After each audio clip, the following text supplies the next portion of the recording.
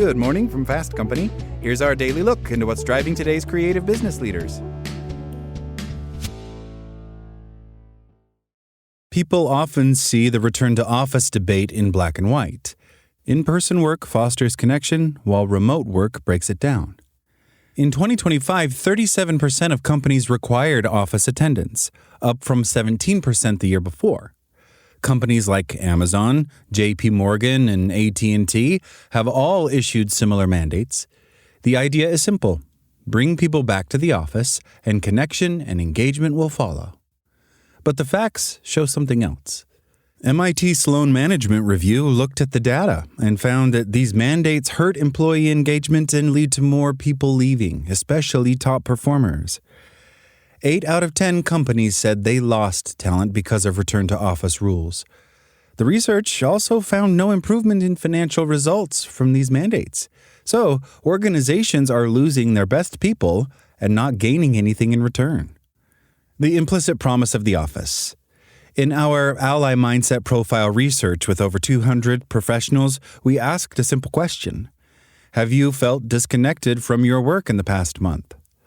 The result was surprising and challenged the usual way of thinking. Office-based workers reported the highest disconnection at 35%. Mostly remote workers came in at 31%. And fully remote workers, the group supposedly most at risk of isolation, reported the lowest at just 21%. The people commuting to the office every day, sitting among their colleagues, were the most likely to feel disconnected. The people working from home were the least. The question is, why? Going to the office comes with an unspoken promise. The commute, dressing for work, and arranging childcare or a dog walker all suggest that something meaningful is waiting for you. You expect to be with people. But when you get to the office, half your team is on Zoom, and the rest are focused on their own work with headphones on. The open floor plan, meant for collaboration, now feels like a library where talking seems out of place.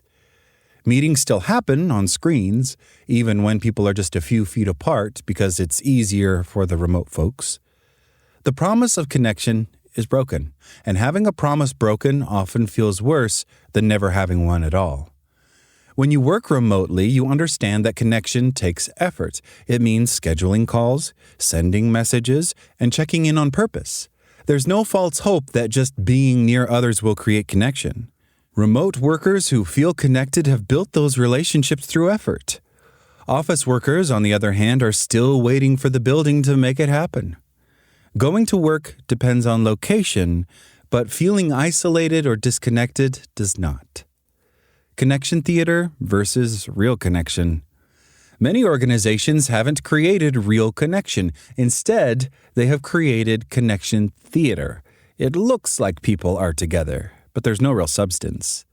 Mandated office days, open floor plans, pizza Fridays, and collaboration spaces where no one actually collaborates are all examples of structural solutions to a relationship problem.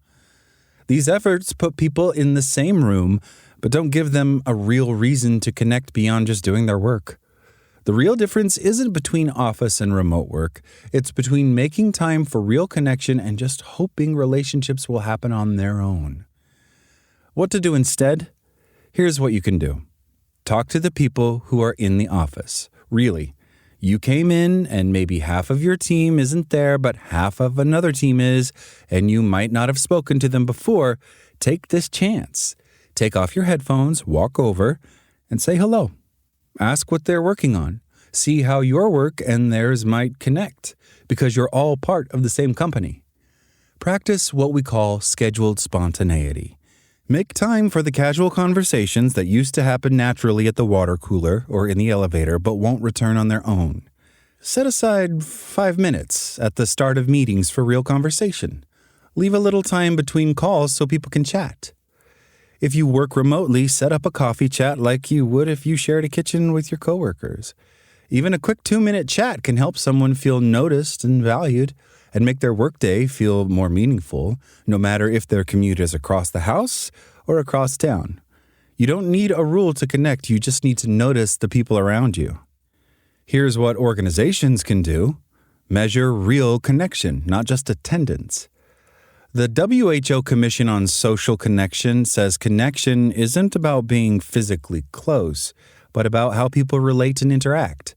The quality of relationships, not just how often people meet. Still, most organizations use office attendance as a stand-in for connection and engagement. That's like thinking a gym membership means you're fit.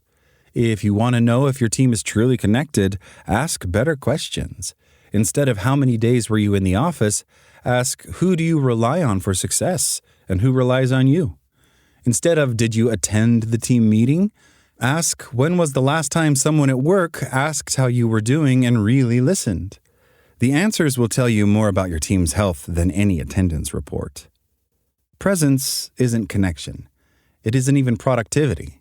Your team doesn't need more required office days. They need someone who notices when they're quiet. They need a leader who asks how they're doing and waits for an honest answer.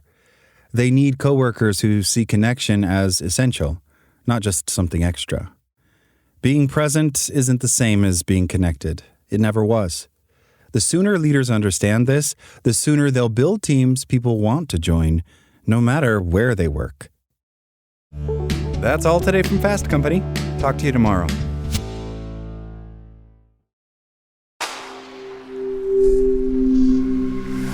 Spoken Layer.